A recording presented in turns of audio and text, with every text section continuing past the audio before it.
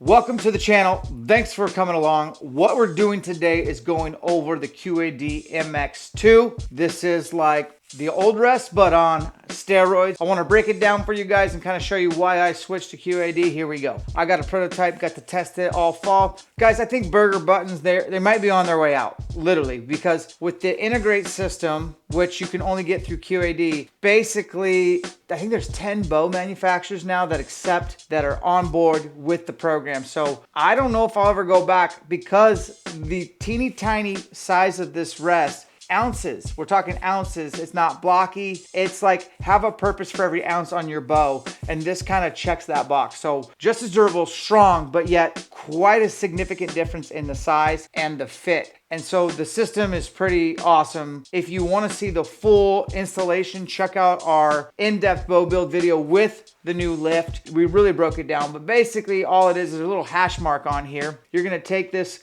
cover off, line up this hash mark with your riser, boom, you're 13/16 off the riser per manufacturer spec, which is awesome. Then you can screw your case back on, get this installed on your cable. Setting the time is so incredibly easy. You're gonna loosen a small Allen, and then you're gonna just put it in a drawboard, and you're gonna have this thing to be fully erect, about an inch before the stops hit. It's really easy, super user-friendly, and if I'm confusing you, just watch our in-depth bow build video. It'll take care of you. I'll link it at the end. New is that, so it is more rugged and it's gonna resist that wear and tear. I mean, I pounded mine through the brush. The other thing is it's 70-75 aluminum, super durable, full capture, and you can cock it and stock, which is awesome. You can't really do that with the last rest I ran. There was no way to have it in up position and stock. It only came up when the bow got pulled back. That's kind of the downfall of those limb driven. And I like limb driven, don't get it twisted, but I'm just saying, like, when I'm stalking a mule deer or an antelope or an elk, I can easily just flip this up and I'm already have that arrow good to go, which is awesome, especially when you're crawling, especially when you're on your knees and things like that. You can change out the dampening to any color you want. There's a lot of color options here. I'm gonna give this rest to my buddy Tyler. He wanted red, so we took out the stock gray and just put those in. A little pro tip is use a little soapy water to help get those in,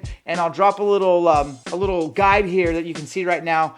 Do it in that order. Start from the bottom, work your way up. Takes 2 seconds. I recommend doing all this before you install. We have changed out why the rest is installed. It's just a little trickier. Also, it's gonna come with the little quieting dampeners here that you can put over the top. I would do that before you start tuning, just so it is what it is and it's set up. And you have another little dampener that goes under here. So they've thought of it all. It's super quiet, full containment, holds onto the arrow as long as possible. And then if you are making a stock and it doesn't work out, you can just do that, get your arrow off the string and put it back in your quiver and continue on your way. It's quiet, it's vibration free, it's sleek, and they really, like, I'll give QAD some major credit here. When they worked with Matthews originally to bring an integration to the rest and no longer rely on a burger button, I feel like you have precision, and then Matthews has the bridge lock where you can bring the sight out of the riser, the bridge lock.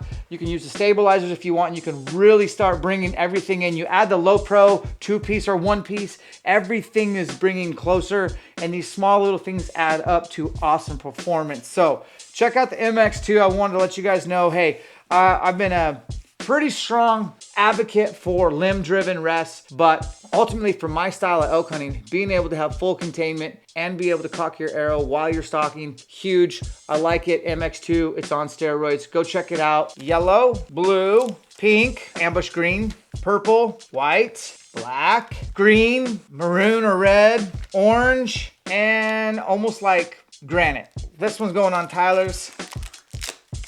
We're gonna open this up. So we have this guy and these two guys right here.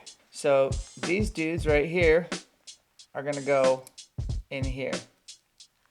You know, I had to heat shrink tube this last year when I ran their previous model, the MX. The MX2, you're not gonna have to heat shrink. This rubber dampening is gonna really quiet it up. These are beveled, so this one and this one are specific. So it's not like universal. So make sure you match it up when you're eyeballing your packaging, that you put the right piece in and it'll fit like a glove. So Tyler's gonna be able to run. That is pretty slick and it's really quiet, guys. It does make a significant difference. And it's all the little things that you've grown to love, where you take this piece off and you got this white line right here, and you will mark it up with this indentation right here.